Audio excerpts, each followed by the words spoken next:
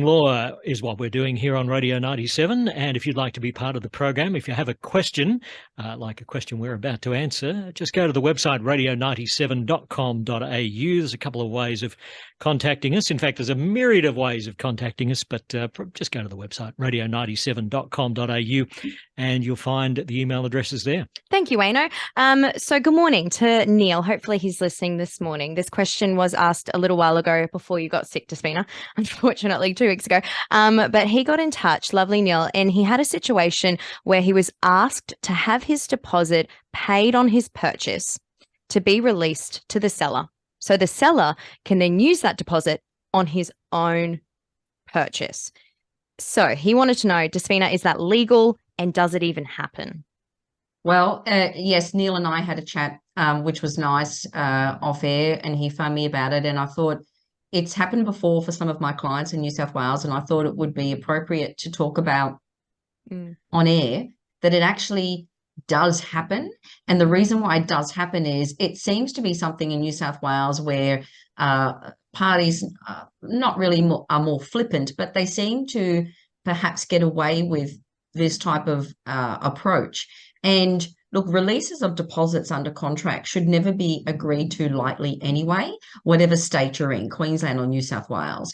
But yes, this was a situation where Neil said, look, this is something that's happened before.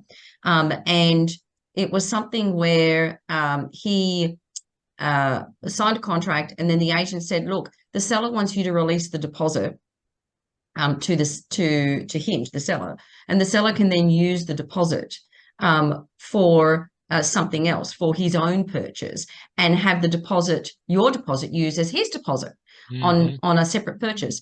And look, he said to me, this was already something done and dusted a while back. I agreed to it, and I didn't want to, but I felt like I had to. I felt like that I was obliged by the agent to actually go and do this. And what I want to say to listeners out there is there's no legal obligation for you to just agree to release your deposit. And it's very risky because if you release your deposit, you've basically you've lost the ability to get that deposit back, in other words. So when you release a deposit, you're doing so without getting anything back in return, meaning you're not getting an exchange of property. You're not settling on the property. You're not getting title on the property. You're doing it because the other party's asked and you have somehow said, oh, okay, let's do it. But that should never be just simply agreed to lightly, because as I said, if you release a deposit, typically that deposit becomes non-refundable because it's gone. And if it's for a purpose where the other party uses it as their own deposit under a separate contract, you're not even a party to that. You have no idea how that's going to be used, what are the terms of that contract, and you have no control over that. So when you release a deposit, you're basically saying goodbye to it. So why would you do that if you're under a contract to buy property and you haven't settled? And I think the point I wanted to make as well to listeners is if you get asked by agents to do that on behalf of vendors, so the seller might go to the agent and say, look, talk to the buyer and see if they'll agree to this. Well, firstly, you should be represented in any purchase or sale. But secondly, you don't just have to agree to it. You don't have to feel pressured, as Neil did, to simply go, oh, well, I better do it.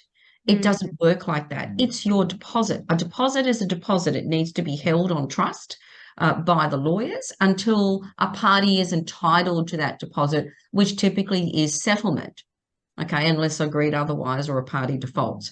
So it's not something that you should just enter into lightly. And it does happen a little bit in New South Wales more than in Queensland. In Queensland, a party asking for a deposit to be released happens out of certain events that might occur throughout a purchase or a sale, but it's not something that's common. Sure. And if you were to agree, there'd be a whole bucket of conditions that you'd need to get advice on from your legal representative.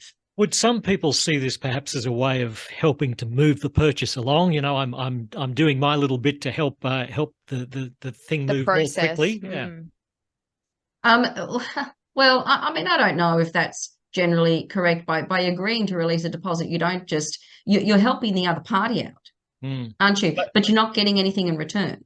Yeah, but what I'm suggesting is perhaps that because you're helping them get their deposit, and then they can move on to the new place, so you can move into their place, etc. So, are you perhaps greasing the wheels a little, as it were?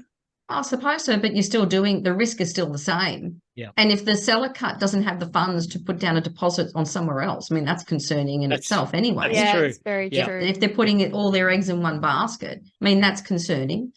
So, yeah, it's, as I said, not something to be entered into lightly. And on another note, in terms of releasing deposits and dealing with agents down south, and I will say that because we had a client recently who said to us, look, this was before the Easter long weekend, and he said, look, I want to get early possession because the vendor extended the settlement. So he had a settlement due before the Easter long weekend. He had planned with his family to go down to the property and obviously stay there for the Easter long weekend as a little mini holiday.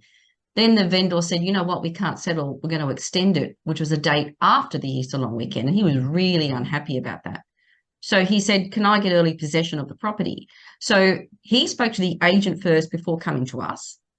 And the agent said, yeah, we'll agree. The seller will agree if you give us the deposit. Now, the deposit was quite substantial. So he came to us and said, well, this is what they've said. Can you go and ask his solicitors? So we did that, but we didn't just go and say, yeah, we'll do it and we'll release the deposit. You don't do that when you're negotiating these very, I suppose they're not controversial, but they're issues that need to be thought through properly. Mm-hmm. And so when we actually asked the vendor solicitors, will you give us early possession for these reasons? You couldn't settle, but he had planned to go down. They came back and said yes, without any requirement to release a deposit.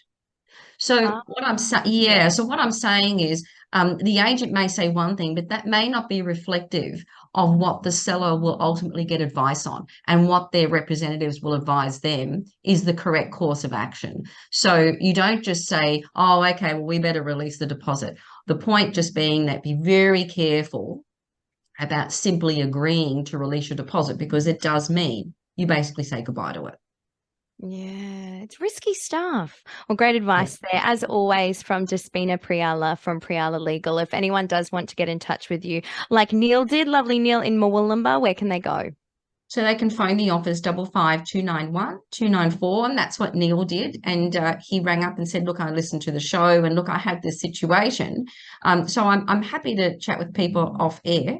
But by all means, they can also reach out on the Facebook community page and put any comments down about situations they might have come across, or they can email info@prialalegal.com.au. Wonderful. And we'll do it all again next Thursday. Yep. Thank you, Despina and Wayne. We'll see you then. See you then, guys. Are you confused about legal jargon? Do you need legal advice but don't know where to turn? Tune in to Talking Law with Despina Priala every Thursday morning at 8:30 on Radio 97.